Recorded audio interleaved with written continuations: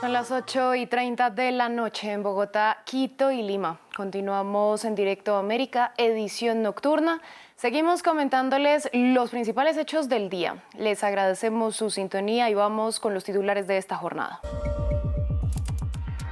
Los 2 rehenes rescatados por Israel en Rafah permanecen en buenas condiciones, según lo afirmado por el equipo médico que los trató. Esto mientras que la ofensiva en esa ciudad del sur de la Franja de Gaza deja al menos 67 muertos y la cifra total de fallecidos en el enclave superó los 28.100.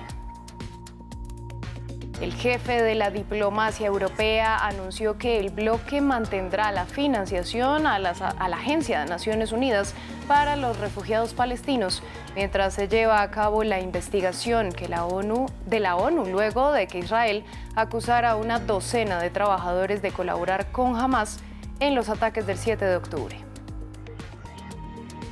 En Ecuador, la justicia ordenó una investigación por parte de la Defensoría del Pueblo de supuestas torturas que habrían cometido militares en varias cárceles del país. Esto en medio del estado de excepción decretado por el gobierno ante la crisis penitenciaria que enfrenta la nación.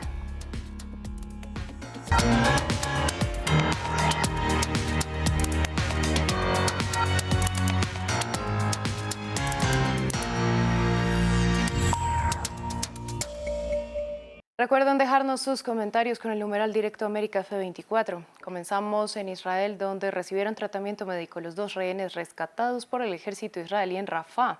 Los doctores aseguraron que continúan en buena condición, pero que son evidentes los signos de cautiverio y la falta de tratamiento. Esto cuando la ofensiva en Rafah deja al menos 67 fallecidos y la cifra total de muertos en el enclave desde el 7 de octubre de 2023 supera los 28.100. Entre tanto, en terreno diplomático, el presidente Joe Biden anunció que el equipo de mediadores trabaja en lograr una tregua de al menos 6 semanas. A lot of tears, hugs, not many words. Muchas lágrimas, abrazos, no muchas palabras, solo estar juntos rodeados de la familia y rodeados de los que estuvieron sin nosotros tanto tiempo, más de 4 meses. Estábamos tan felices de verlos. No sé cuál es la situación real en la que se encuentran. Mentalmente parecen estar bien, físicamente parecen estar bien, pero estoy seguro de que, ya sabes, vamos a tener altibajos en los próximos días o semanas.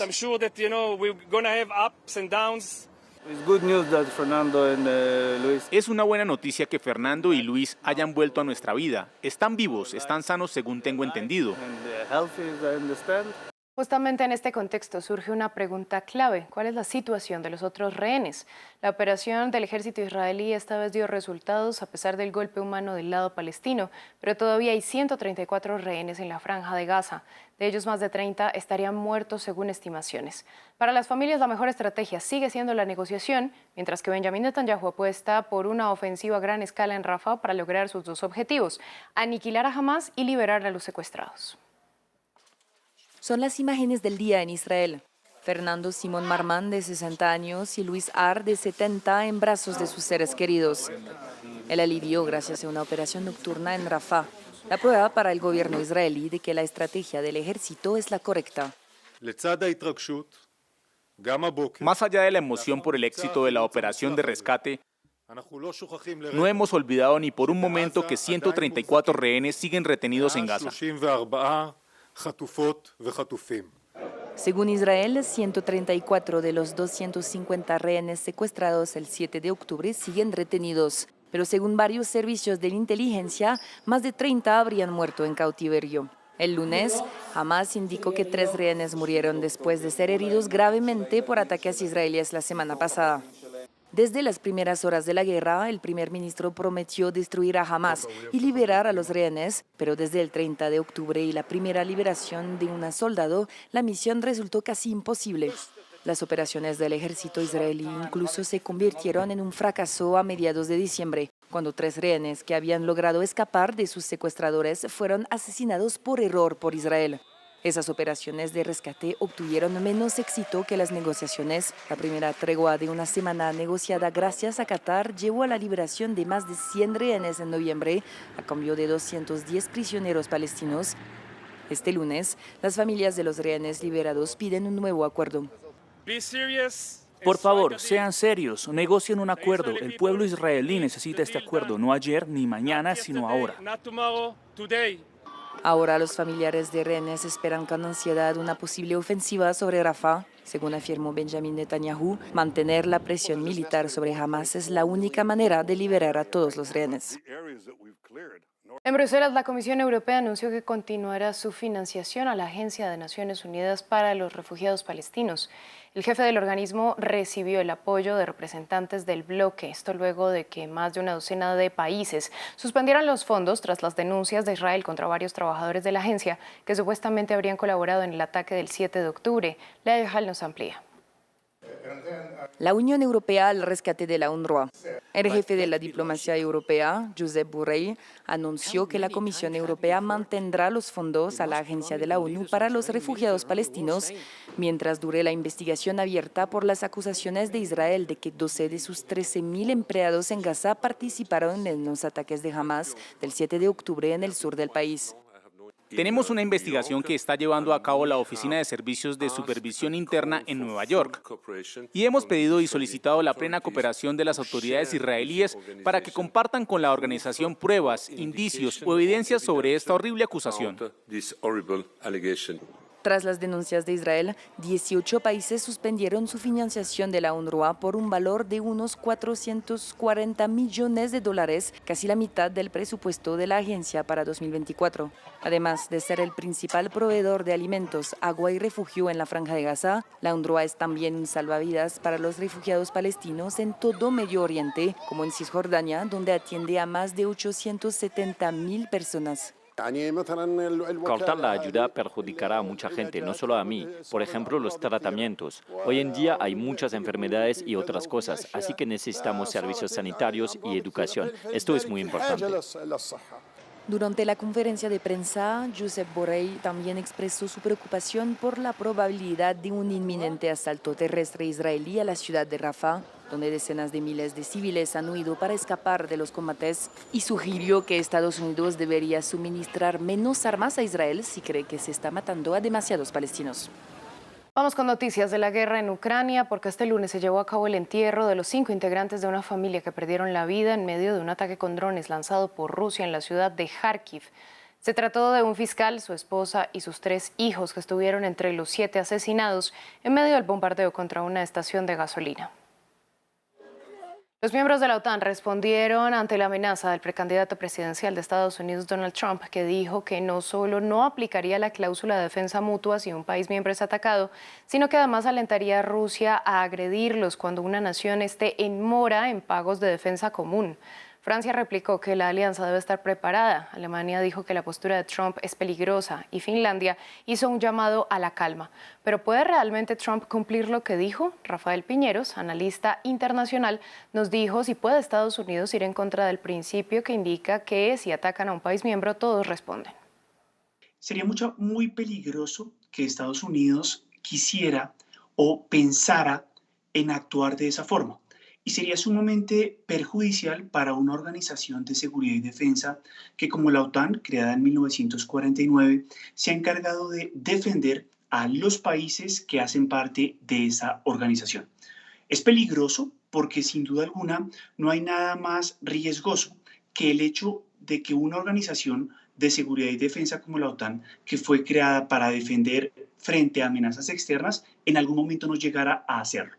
De si puede hacerlo, toda organización tiene contemplado un protocolo de salida de esa organización, porque política, diplomática y militarmente no sería correcto que los Estados Unidos, frente a una eventual amenaza de uno o de algunos de los Estados miembros de esa organización, no actuara para defenderla. La justicia de Brasil mantiene bajo la lupa al expresidente Jair Bolsonaro, que es investigado para saber si tuvo implicaciones en el intento de golpe de Estado contra el gobierno de Luis Inácio Lula da Silva en enero de 2023. En la causa hay casi 30 personas acusadas formalmente, entre los que está el propio Bolsonaro y asesores de cuando fue gobernante, que ahora están detenidos. Martín Gripo tiene los detalles. El presidente de Brasil, Jair Bolsonaro, sostiene su inocencia.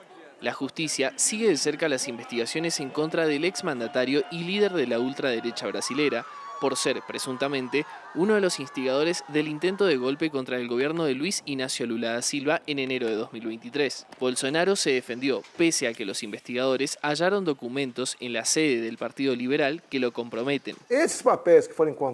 Esos documentos que se encontraron allí se filtraron y me cayeron diciendo que había pruebas de golpe.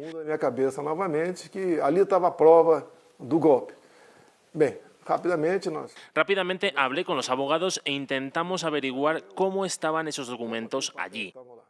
Algunos quieren responsabilizarme, no estuve en Brasil.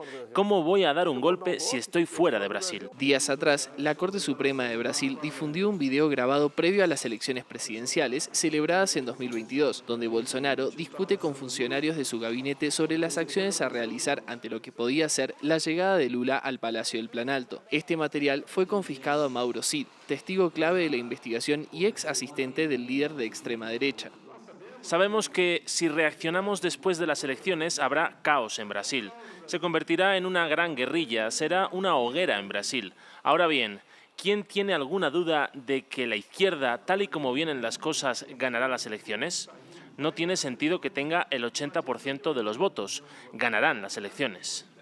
La policía acusa a Bolsonaro de redactar un decreto que no fue publicado para anular el resultado de las elecciones en las que perdió ante Lula.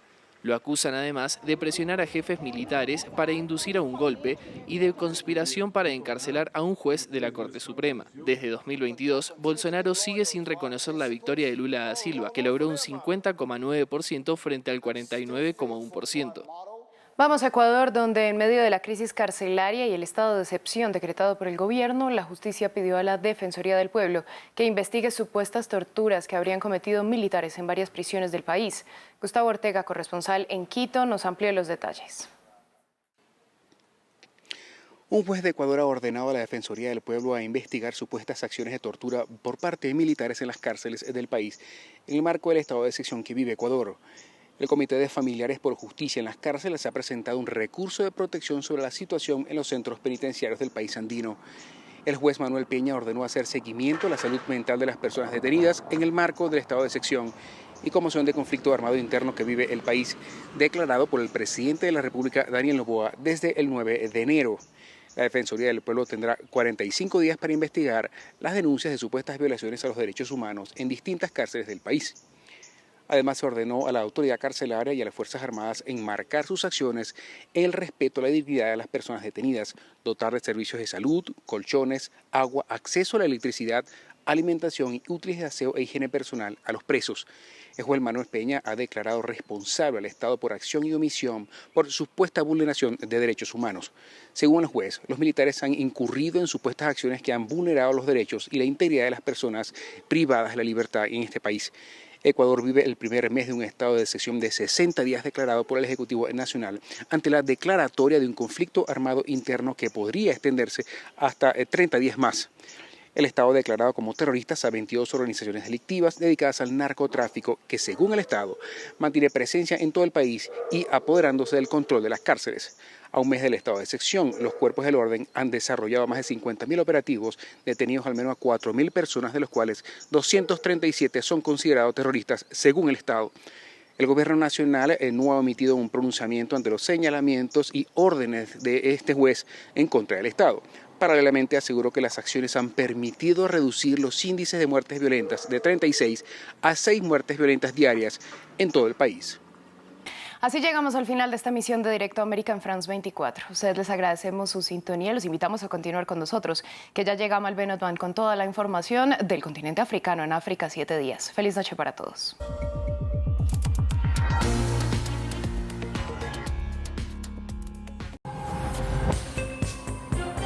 Siga todas las noticias del deporte con France 24. Todas las imágenes, todas las reacciones, todos los resultados. Deportes en France 24 y France24.com.